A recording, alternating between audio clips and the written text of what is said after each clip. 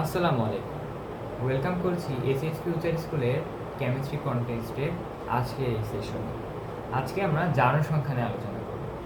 জারণ সংখ্যা থেকে একদম বেসিক থেকে একদম অ্যাডভান্স পর্যন্ত যা যা জানা লাগে আজকে আমরা এই এক ক্লাসে আলোচনা করব। জারণ সংখ্যা বলতে আসলে কী বোঝায়? জারণ সংখ্যাটা বোঝার জন্য আমাদের রাসায়নিক বন্ধন নিয়ে একটু আলোচনা করতে হবে। রাসায়নিক বন্ধনটা আসলে কি? আয়নিক বন্ধন, সমযোজী বন্ধন, ধাতব বন্ধন। আমরা আয়নিক এবং সমযোজী বন্ধন নিয়ে আলোচনা করব। আয়নিক বন্ধনে কি দেখা যায়?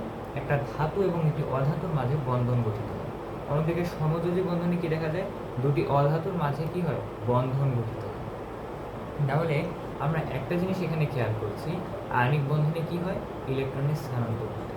যেমন আমরা একটা এক্সাম্পল হিসেবে যদি দেখতে পাই, সেটা হচ্ছে আমাদের সবচেয়ে পরিচিত একটা যৌগ, সেটা হচ্ছে সোডিয়াম ক্লোরাইড বা খাবার লবণ।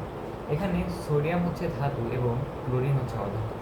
ক্লোরিন একটা ইলেকট্রন গ্রহণ করে এবং সোডিয়াম তার সেই কক্ষপথে একটা ইলেকট্রন দান করে। এদের দুজনেরই লক্ষ্য কি? তাদের আশেপাশে নিষ্ক্রিয় গ্যাসের মতো হওয়া। ঠিক একইভাবে সমযোজী বন্ধন বন্ধনেও দেখা যায়। তাদের শেষ কক্ষপথে অক্টেট অথবা ডুয়েট রুলস মেনে কি করে তারা? অক্টেট এবং ডুয়েট রুলস মেনে তারা ইলেকট্রন শেষ কক্ষপথে থাকে। সমযোজী ইলেকট্রন শেয়ার ঘটে আমরা জানি। এখন আমাদের মেইন বিষয় হলো জারণ সংখ্যাটা আসলে। তো এখন ইলেকট্রন আদান প্রদানের মাধ্যমে আমরা জানি একটা জিনিস, আমরা যদি এক্সাম্পল থেকে দেখি, সেটা হচ্ছে ধরো আমি একটা যৌগ নিলাম, সেটা হচ্ছে ম্যাগনেসিয়াম অক্সাইড। এখানে মেনলি কী ঘটেছে? অক্সিজেন অধাতু, ম্যাগনেসিয়াম ধাতু। যখন ধাতু অধাতু থাকবে তাদের মধ্যে ইলেকট্রনের স্থানান্তর হবে। তাহলে ধাতু অক্সিজেনকে কী করবে? দুইটা ইলেকট্রন দিবে, তাই না? আর অক্সিজেন কী করবে? এই ম্যাগনেসিয়াম থেকে দুইটা ইলেকট্রন গ্রহণ করবে। এ যে দুইটা ইলেকট্রন দিবে সেটা কী করবে? ম্যাগনেসিয়াম যে দুটো দিবে অক্সিজেন সেটা গ্রহণ করবে। তাহলে জারণ সংখ্যা সম্পর্কে আসলে মেইন কনসেপ্টটা হলো, যখন দুইটা মৌল একসঙ্গে অণু গঠন করতে যায়, অণু গঠনকালে তাদের দেখা যায় ইলেকট্রনের স্থানান্তর ঘটে। ইলেকট্রন স্থানান্তরের ফলে তাদের মধ্যে চার্জের সৃষ্টি হয় এবং এই চার্জকে আমরা মেইনলি বলছি, অর্থাৎ চার সংখ্যা থেকে আমরা জারণ সংখ্যা বলছি। তো দেখো এখানে আমরা যদি একটা জিনিস খেয়াল করি, সেটা হচ্ছে ম্যাগনেসিয়াম কী করেছে? দুইটা ইলেকট্রন ত্যাগ করে ম্যাগনেসিয়াম 2+ পরিণত করেছে। অন্যদিকে অক্সিজেন কী করেছে? অক্সিজেন দুইটা ইলেকট্রন গ্রহণ করেছে। গ্রহণ করে কী হয়েছে? অক্সিজেন 2- পরিণত হয়েছে। ওকে, তো এখানে কী হলো? অক্সাইড আয়নে পরিণত হয়েছে। এখানে ম্যাগনেসিয়াম দুইটা ইলেকট্রন কী করেছে? ত্যাগ করে ম্যাগনেসিয়াম 2+ এবং অক্সিজেন দুইটা ইলেকট্রন গ্রহণ করে অক্সিজেন 2- মানে অক্সাইডে পরিণত হয়েছে। তো আমরা এখানে একটা জিনিস লক্ষ্য করছি, সেই জিনিসটা হলো এদের দুজনেরই কিন্তু দেখো চার্জ সংখ্যা 2+, এটা 2-, অর্থাৎ ম্যাগনেসিয়ামের ধনাত্মক, কারণ ও তো ইলেকট্রন ত্যাগ করেছে। অন্যদিকে অক্সিজেনের ঋণাত্মক, কারণ ও কী করেছে? ইলেকট্রন গ্রহণ করেছে। তো আমরা বুঝতে পারছি যে ম্যাগনেসিয়ামের জারণ সংখ্যা কত? জারণ সংখ্যা লিখে সেটা হচ্ছে +2। আমরা একটা জিনিস মনে রাখবো, যে সময় আমরা চার সংখ্যা বোঝাবো সেখানে আমরা সংখ্যাকে আগে লিখবো এবং চিহ্নকে পরে লিখবো। কিন্তু আমরা যখন জারণ সংখ্যা বোঝাবো তখন আমরা চিহ্নকে আগে লিখে সংখ্যাকে পরে লিখবো, এবং জারণ সংখ্যার জন্য এই চিহ্নটা অনেক বেশি গুরুত্বপূর্ণ।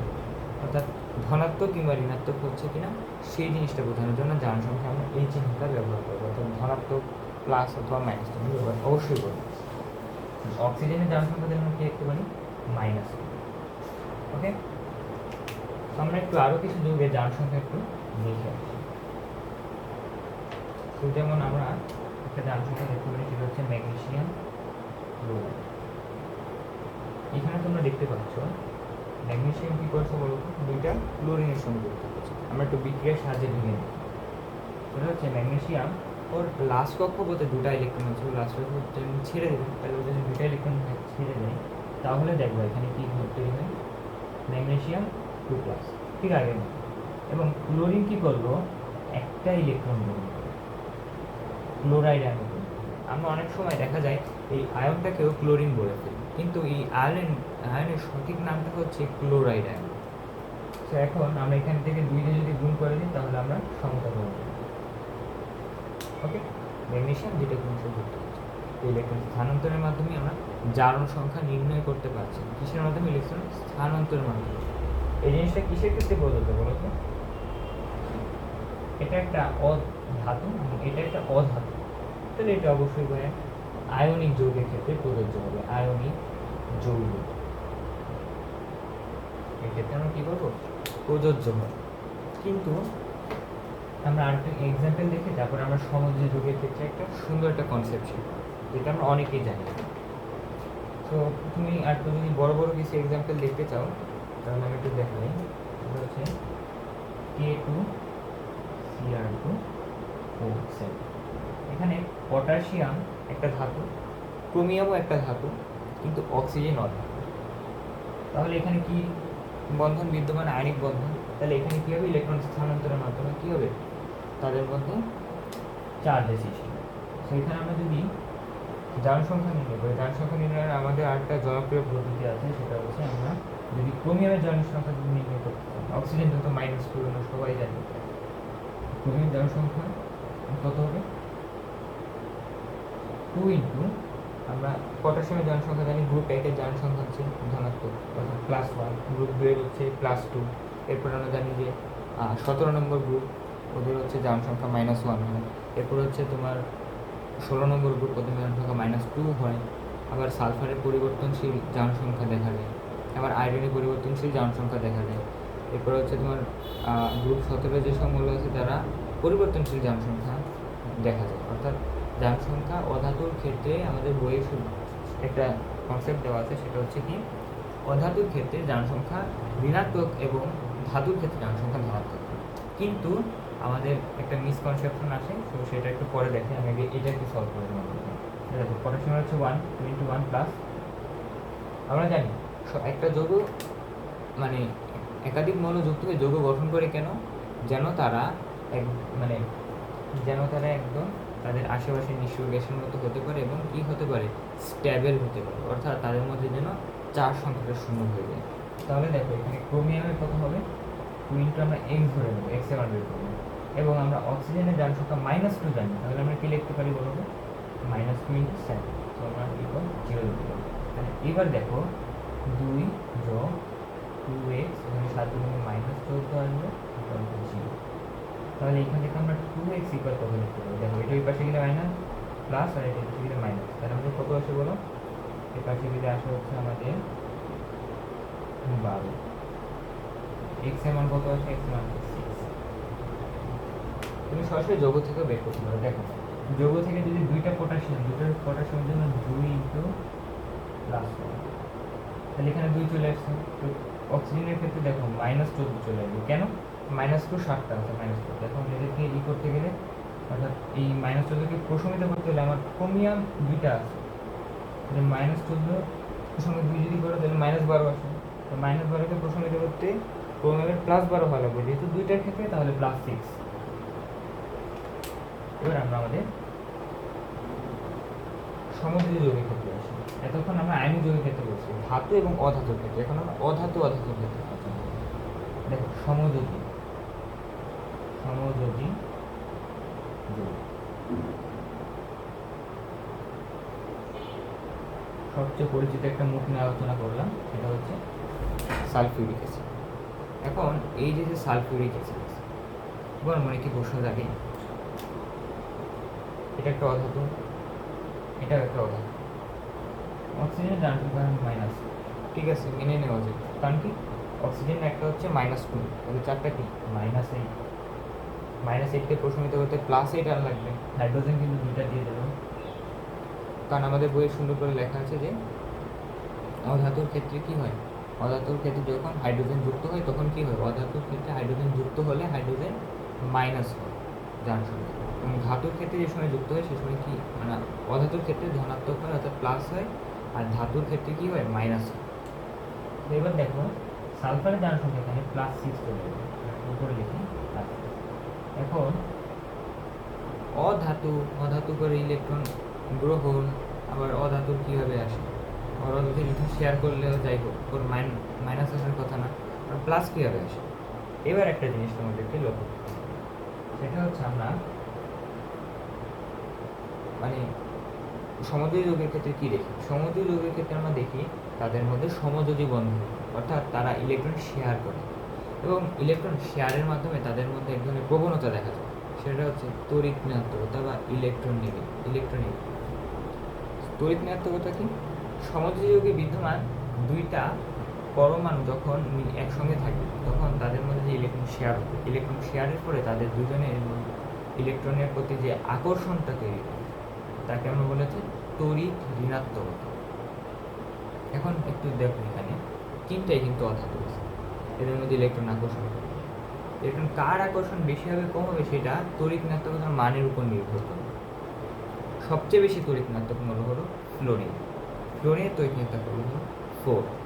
অন্যদিকে অক্সিজেনের তড়িৎ ঋণাত্মকতা হচ্ছে অক্সিজেনের 3.5, নাইট্রোজেন আর হচ্ছে তোমার ক্লোরিনের হচ্ছে 3, আর হাইড্রোজেনের হচ্ছে 2.2 আর কার্বনের হচ্ছে 2.5। ওকে, কিন্তু এই যে আমরা তড়িৎ ঋণাত্মকতা পড়াবো, যার তড়িৎ ঋণাত্মকতার মান বেশি সে তার দিকে ইলেকট্রন আকর্ষণ বেশি করবে, এবং এই ইলেকট্রন আকর্ষণ বেশি হওয়ার কারণে কি হবে, তার দিকে ইলেকট্রন বেশি ঝুঁকে আসবে এবং ইলেকট্রনের তার একটা বাড়তি দেখা যাবে। অন্যদিকে সে যার সঙ্গে ইলেকট্রন শেয়ার করেছিল তার যে ইলেকট্রনের যে ইলেকট্রন নেগেটিভিটি অর্থাৎ তড়িৎ ঋণাত্মকতা সেটা কম হওয়ার কারণে তার ইলেকট্রনের ঘাটতি হবে। যেমন আমরা এরকম চিন্তা করি, অর্থাৎ দুটো অরবিটালের মধ্যে একটা ইলেকট্রন শেয়ার, এটাকে তুমি যদি ফ্লোরিন ধরো অন্যদিকে, অর্থাৎ এটা ইলেকট্রন আর এটা কিন্তু হয় কি শক্তি স্তর, এটা হচ্ছে ফ্লোরিন আর এটা ধরো অক্সিজেন। ফ্লোরিনের তড়িৎ ঋণাত্মকতার মান কত? 4। অন্যদিকে অক্সিজেনের তড়িৎ ঋণাত্মকতার মান কত? 3.5। ফ্লোরিন কিন্তু অধিক তড়িৎ ঋণাত্মক, অর্থাৎ তার দিকে ইলেকট্রনকে বেশি টান। তো এখানে কি ঘটবে, ফ্লোরিন থেকে অক্সিজেন থেকে ফ্লোরিন দিকে কী করবে, ইলেকট্রন বেশি যাবে, ফলে অক্সিজেনের ইলেকট্রনের ঘাটতি দেখা দেবে এবং ফ্লোরিনের ইলেকট্রনের বাড়তি দেখা দেবে। এর ফলে কী হবে জানো, এদের দুজনের মাধ্যমে একটা যৌগ গঠিত হবে, সেটা জানো কি, সেটা হচ্ছে OF, এটাকে আমরা বলি অক্সিজেন ডাইফ্লোরাইড। এইখানে অক্সিজেনের তড়িৎ ঋণাত্মকতা কম হওয়ার কারণে যেহেতু ইলেকট্রন ফ্লোরিনের দিকে বেশি ঢুকে গেছে, যেন এর হয়ে যাবে মাইনাস আর অক্সিজেনের হবে প্লাস। কেন প্লাস? অক্সিজেন ইলেকট্রনের ঘাটতি মানেই ধনাত্মক এবং ইলেকট্রনের বাড়তি মানেই ঋণাত্মক। আশা করি আমরা বুঝতে পেরেছি। তো আমরা এখন এই সালফিউরিক অ্যাসিড নিয়ে একটু গবেষণা করি। এই সম্পূর্ণ সালফিউরিক অ্যাসিডটাকে যদি একটু ভাঙো তাহলে এরকম একটা জিনিস, অর্থাৎ গাঠনিক সংকেত এরকম দেখতে পাবে।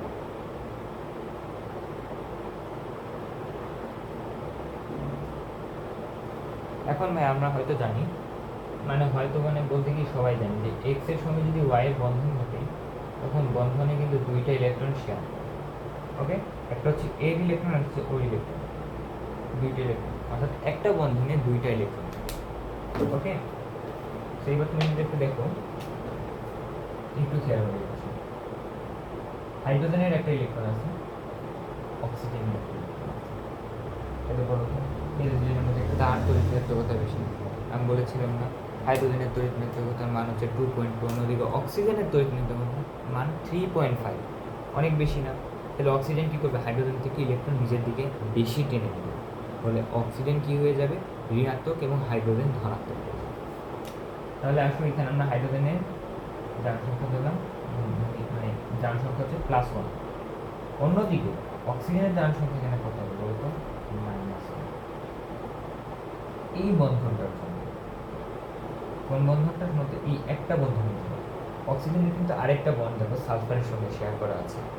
সালফারের সঙ্গে যখন ওর বন্ডটা শেয়ার করা আছে তখন দেখা যাবে এই সালফার আর অক্সিজেনের মধ্যে সালফারের তড়িৎ ঋণাত্মকতার মান অক্সিজেন থেকে কম।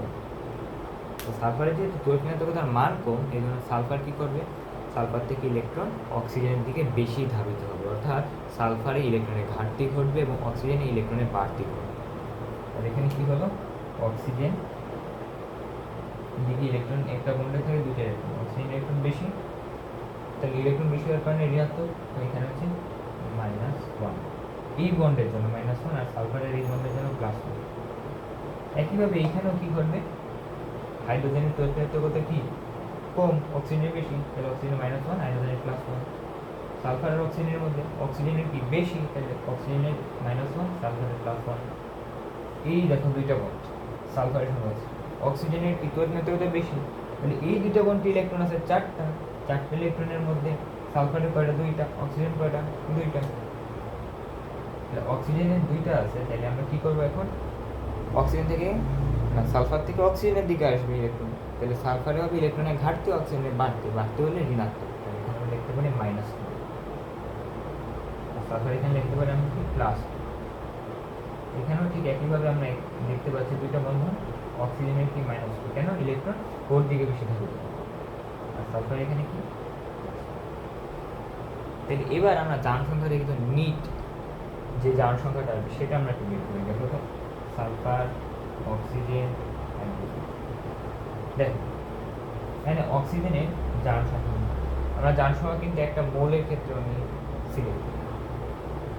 অক্সিজেন যদি দেখো -2, -2 এই যে -2, -2,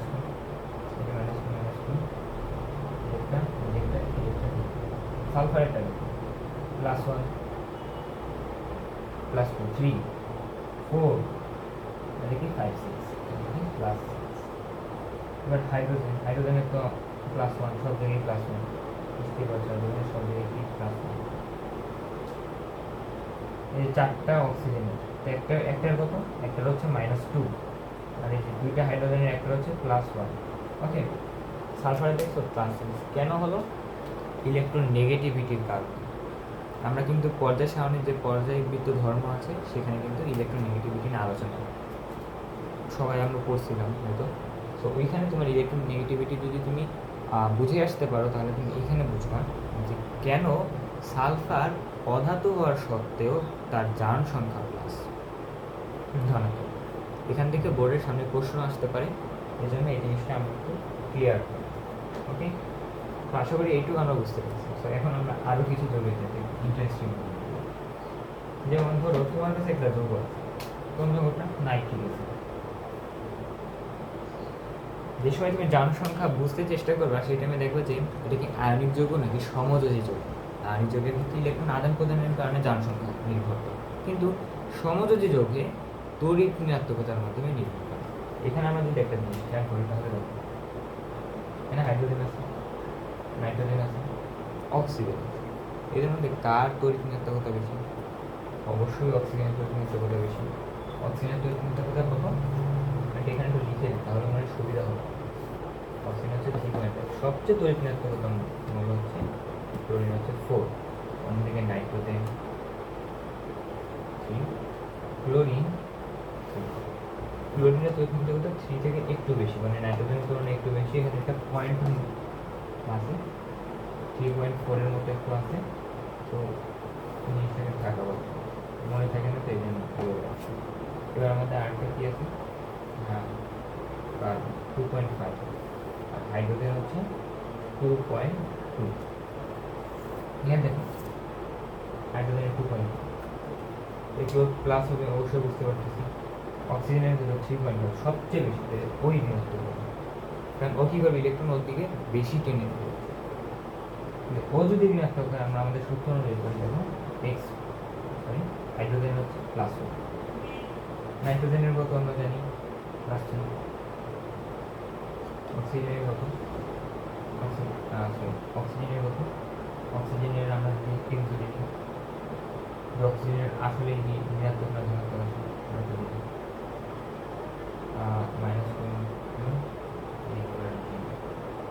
সম্পূর্ণ নীল হচ্ছে 0, 4,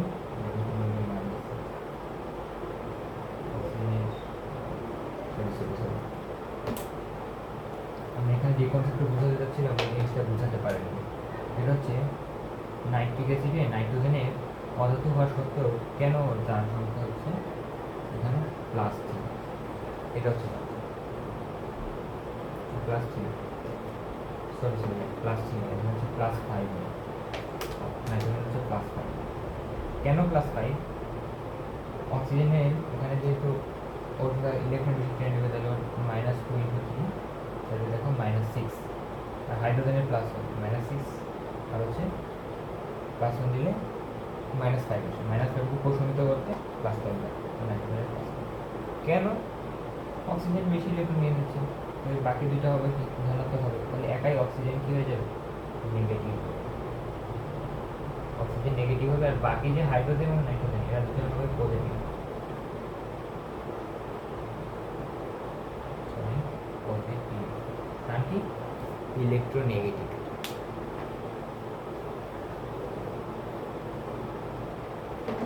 এখন তোমাদেরকে একটা খুবই সুন্দর একটা যৌগের আলোচনা, সেটা হচ্ছে ফেরাস ও ফেরিক অক্সাইড।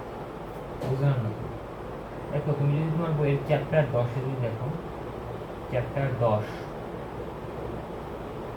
এখানে তুমি এরকম একটা যৌগ দেখতে পাবে, এটা বাণিজ্যিক নাম বলা হচ্ছে ম্যাগনেটাইট। ম্যাগনেটাইট, কিন্তু এটা আইইউপিএসি নেম, আইইউপিএসি বা ইউপ্যাক নেম, আইইউপিএসি। ইউপ্যাক নেমটা কি জানো? ফেরাসো ফেরিক অক্সাইড, ফেরাসোফেরিক অক্সাইড।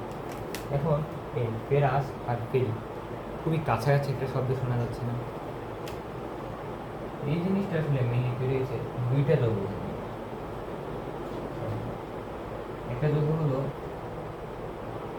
FeO, এটাকে আমরা বলি হচ্ছে ফেরাস অক্সাইড, কারণ কি এখানে আয়রনের দুইটা যোজনী ব্যবহার করা হয়েছে, আর একটা হচ্ছে কি Fe2O3, আয়রনের তিনটা যোজনী ব্যবহার করা, এই জন্য এটাকে ferric oxide, ferrous oxide, ferric oxide.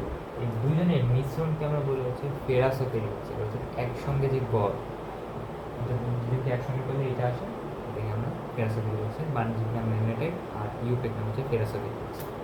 এবার এইখানে তুমি যদি একটু জারণ সংখ্যা নির্ণয় করতে যাও, তাহলে দেখবে যে ভাই জারণ সংখ্যা তো ভগ্নাংশে চলে আসে।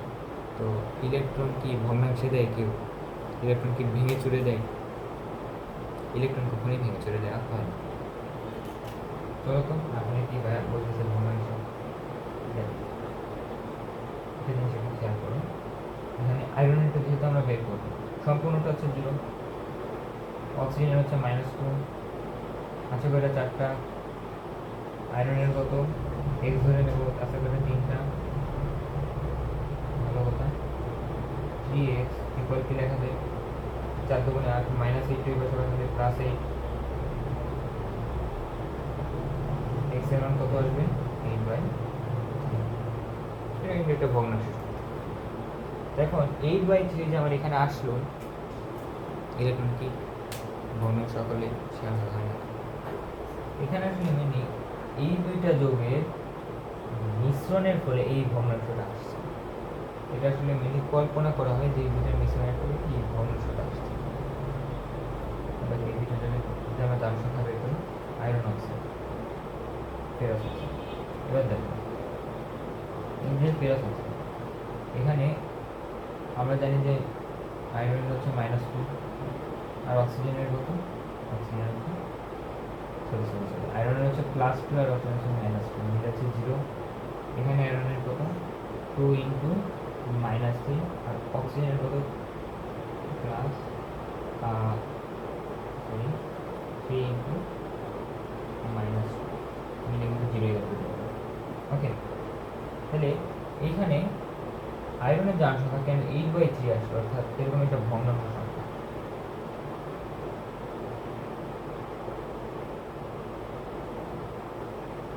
এখন তুমি যদি আয়রন আর এই দুটো আয়রনকে যদি তুমি গড় করো, তাহলে দেখো একটা জিনিস একটু যখন ম্যাজিক্যালি মিলে যাবে, সেটা হচ্ছে এখানে আয়রনের কত +2 না, দেখলাম +2, এখানে আয়রন কয়টা 2টা, একটার কত -3 করে, তাহলে দেখো এই -3 কেন, আয়রনের তো +3, সরি ভাই আয়রন হচ্ছে +3 আর এটা হচ্ছে -3।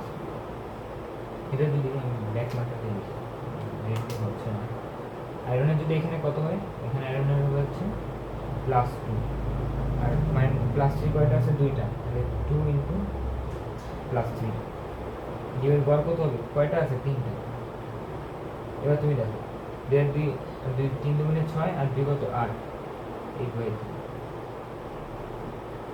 মিলছে। এটা আসলে কী হয়, গড় হিসাব করে নেওয়া হয়। তাহলে ফেরাস ও ফেরিক অক্সাইডে কেন আয়রনের জন্য যোজনী 8/3, এটা আসলে আমরা এরপর থেকে পারবো ইনশাআল্লাহ। আজকে আমরা অনেকগুলো স্পেশাল টপিক সম্পর্কে একটু আলোচনা করতে নিয়েছি। এবার আমরা কি নিয়ে আলোচনা করবো, এবার আমরা একটু বিক্রিয়া নিয়ে আলোচনা করবো, যে বিক্রিয়া জারণ সংখ্যা নির্ণয় নিয়ে একটু আলোচনা করবো। আসুন দেখো, বিক্রিয়া জারণ সংখ্যা নির্ণয় যে সময় আমরা আলোচনা করবো, এটা নেই খুবই পরিচিত একটা বিক্রিয়া আমাদের আসে, যেটা আমাদের পরীক্ষায় প্রায়ই আসে, সেটা হচ্ছে APCl, অর্থাৎ ফেরাস ক্লোরাইডের সঙ্গে ক্লোরিনের বিক্রিয়া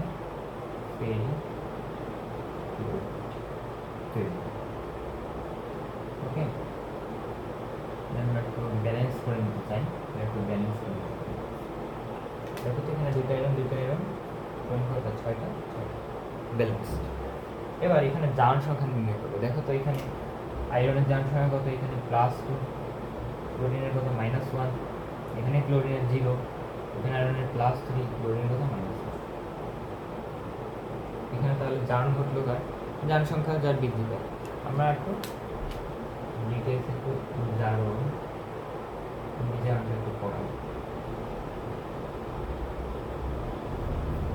জারণ বিজারণ এখন আসলে জারণ কেন ঘটে আর বিজারণ খুবই সুন্দর করে একটা মনে রাখবা, জারণ মানে ছাড়ন। কি ছাড়ন বলো তো? ইলেকট্রন ছাড়ন। জারণ মানে ইলেকট্রন ছাড়ন, যার জারণ ঘটবে সে ইলেকট্রন ছাড়বে। ইলেকট্রন ছেড়ে কী হবে, ধনাত্মক আয়নে পরিণত হবে। আয়ন যদি থাকে আয়ন আরও বাড়তে থাকবে। তাহলে জারণ মানে কি, ইলেকট্রন ছাড়ন।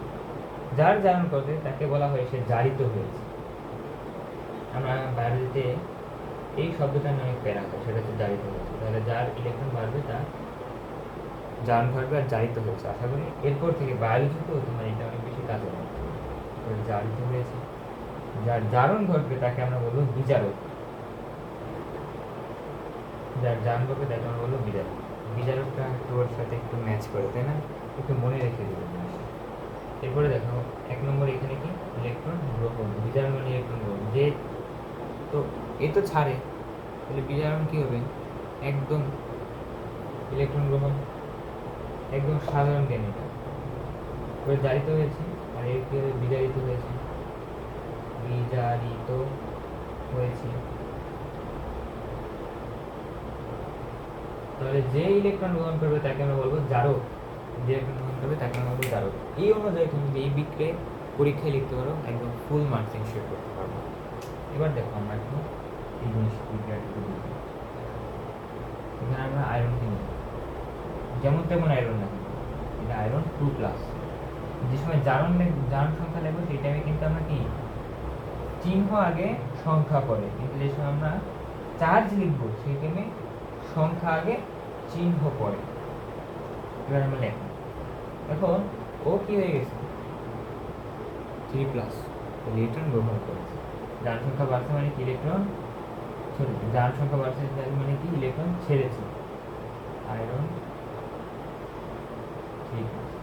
ওকে, তাহলে দেখো দুইটা আয়রন, আমি এখানে দুইটা আয়রন লিখতে পারি, দুইটা আয়রন একটু ঠিক করে নিলাম আর কি।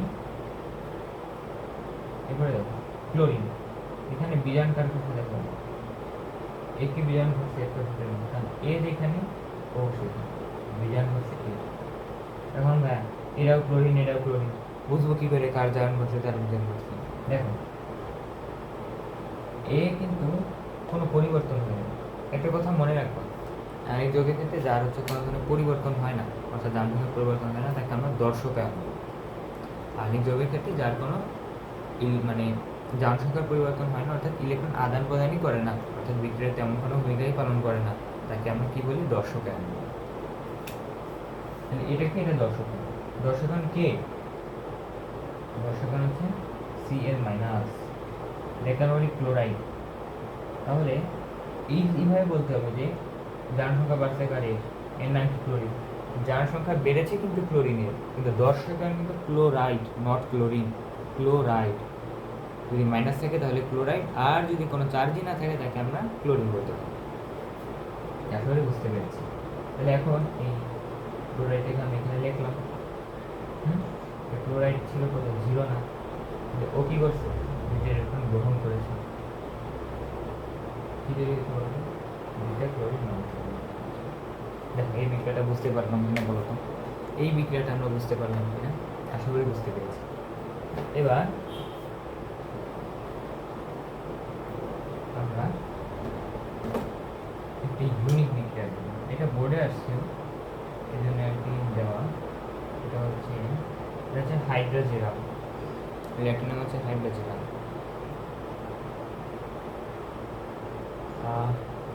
বিক্রিয়া করে কী তৈরি করলো বলো তো, বিক্রিয়া করে তৈরি করলো হচ্ছে Ag2Cl। এবার দেখো এখানে এর জারণ সংখ্যা +2, এর -1, এর এখানে 0, এর হচ্ছে +1, এর হচ্ছে -1। এখন তুমি যদি দেখো যে এখান থেকে এখানে কমছে, তাই না, এখানে কি করছে জারণ, এখান থেকে এখানে বাড়ছে, তাহলে এখানে হচ্ছে বিজারণ, বিজারণ। তাহলে একটা জিনিস একটু খেয়াল করো তো, একই পদার্থ হাইড্রোজেন, পদার্থ কিন্তু একই, হোক আয়নের ভিন্নতা, একই পদার্থ, একই পদার্থের জারণও ঘটলে বিজারণ, তাই না, একই পদার্থের জারণ ঘটলে বিজারণ ঘটবে। দেখো 2+, একটা ইলেকট্রন কি করছে, সে ত্যাগ করেছে, ত্যাগ করে হাইড্রোজেন প্লাস। এরপরে আরেকটা কি, এটা হচ্ছে হাইড্রোজেন 2+, এ কি করছে, এ কিন্তু বিজারণ করছে, আর হাইড্রোজেন 0 ছিল, ও কি করছে জারণ, উল্টাই দিচ্ছে, ভুল করে এভাবে উল্টাই দিচ্ছে। এটা হচ্ছে প্লাস হবে, কারণ কি ইলেকট্রন গ্রহণ করেছে, গ্রহণ করে জানতে, আর এটা হচ্ছে মাইনাস, কেন ইলেকট্রন কি করছে, গ্রহণ করছে। এটা এটা হচ্ছে গ্রহণ, আর এটা হচ্ছে দান করছে। বুঝছো কিনা বলো, তাহলে যার ইলেকট্রন ছাড়ো, ইলেকট্রন ছেড়েছে কি হাইড্রোজেন, ওর যে ইলেকট্রন ছেড়েছে, তাহলে ওর কি হয়েছে, জারিত হয়েছে, জারণ ঘটেছে, এবং ও কি, ওর নাম হচ্ছে বিজারক। কেন, যার জারণ ঘটবে, যার ইলেকট্রন ছাড়ন ঘটবে, সেই বিজারক, তাহলে এ কি বিজারক। অন্যদিকে বিজারণে তুমি দেখো ইলেকট্রন গ্রহণ, এ কি করছে, ইলেকট্রন গ্রহণ করছে, ইলেকট্রন গ্রহণ করছে না, তাহলে এই কি হয়েছে, বিজারিত হয়েছে, একে আমরা জারক বলতে পারি, আমরা কি বলতে পারি, জারক।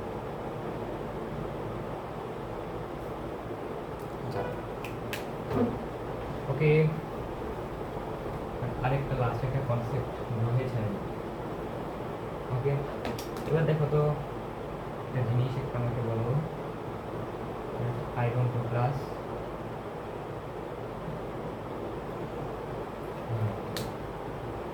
একদম এটা কি জারক না বিজারক, মাথায় প্রশ্ন আসছে ভাই, আয়নের আবার জারণ বিজারণ আছে। দেখো তো এর সামনেও কি হতে পারবে, এই যদি আর একটু ইলেকট্রন মাইনাস করে মানে ছেড়ে দেয়, তাহলে এই হতে পারবে আয়রন 3+, এও যদি আর একটু ছেড়ে দেয়, সেটি হয়ে যাবে Sn4+। পিছনের দিকে আসো তো,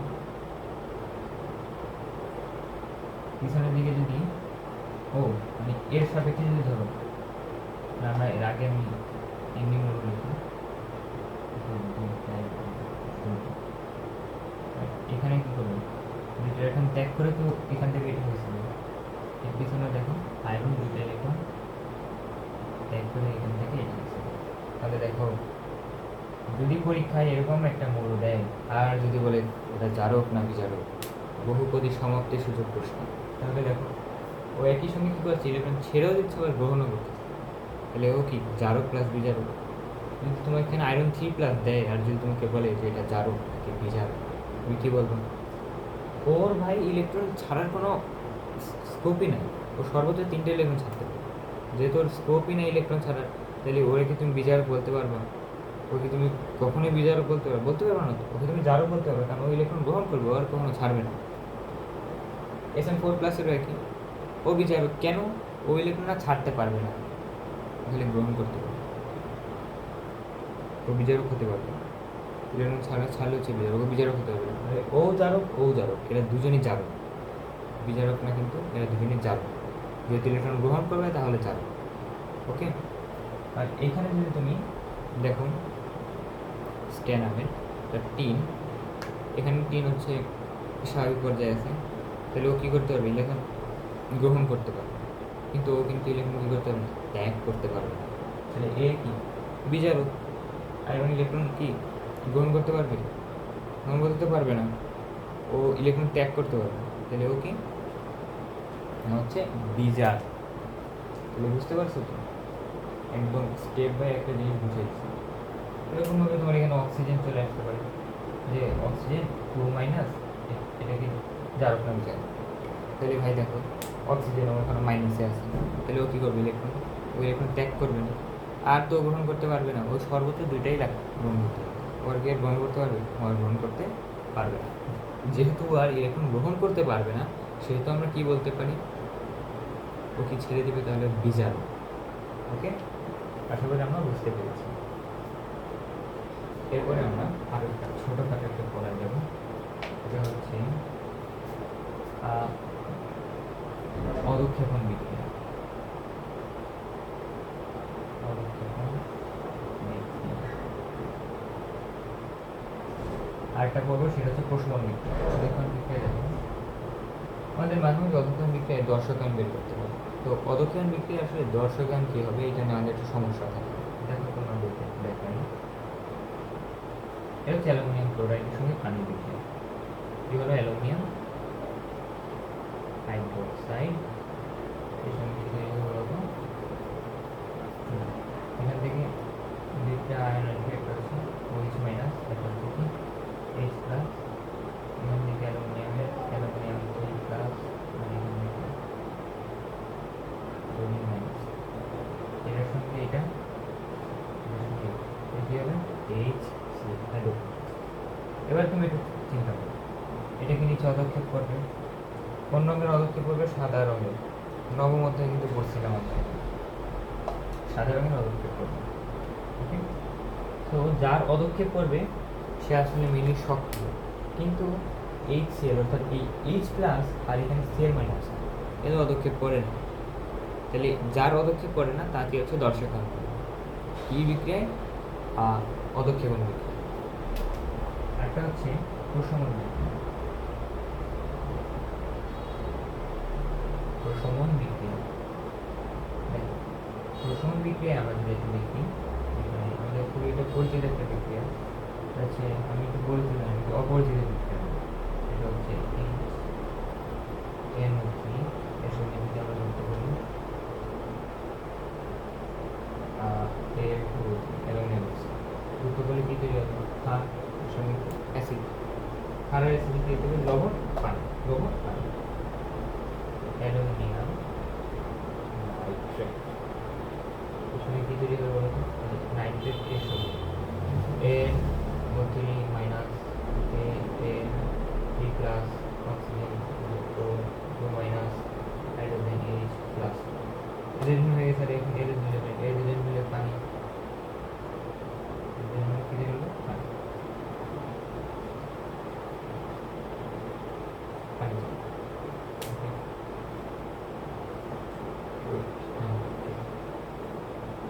আমরা একটা কাজ করবো, বুঝছো?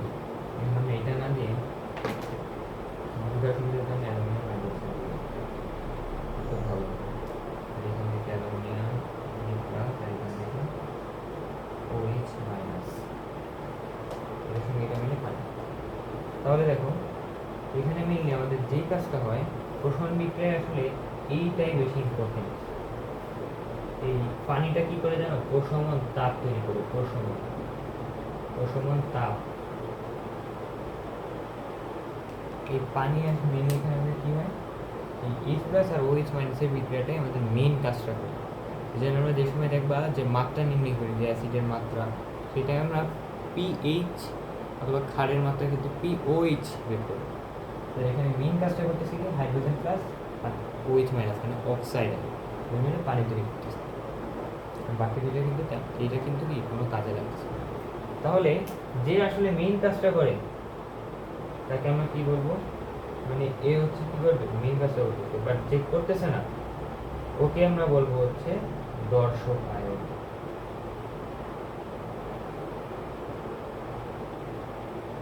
ওকে, অর্থাৎ যে মানে পানির আয়ন দুইটা হচ্ছে কি দর্শকায়ন না, আর পানি বাদে যেই লবণের আয়ন আছে, বলতে পারি আমরা দর্শকায়ন কি, প্রশমন বিক্রিয়া দর্শকায়ন হচ্ছে লবণের আয়ন, অদক্ষেপণ বিক্রিয়া দর্শকায়ন কি, যা পদক্ষেপ করে। ওকে, তো আশা করি আমরা বুঝতে পারছি। আজকে খুবই মানে যতটুকু পারি ততটুকু কনসেপ্ট বোঝানোর চেষ্টা করছি, ইনশাআল্লাহ সামনে আরও কনসেপ্ট বোঝানোর চেষ্টা করবো। সো এসিএস ফিউচার স্কুলের পক্ষ থেকে আজকে এই কেমিস্ট্রি কন্টেস্ট শেষ করছি। সকলকে ধন্যবাদ জানিয়ে শেষ করছি আজকের ক্লাস। সকলকে পাশে থাকার জন্য অসংখ্য ধন্যবাদ। আল্লাহ হাফেজ।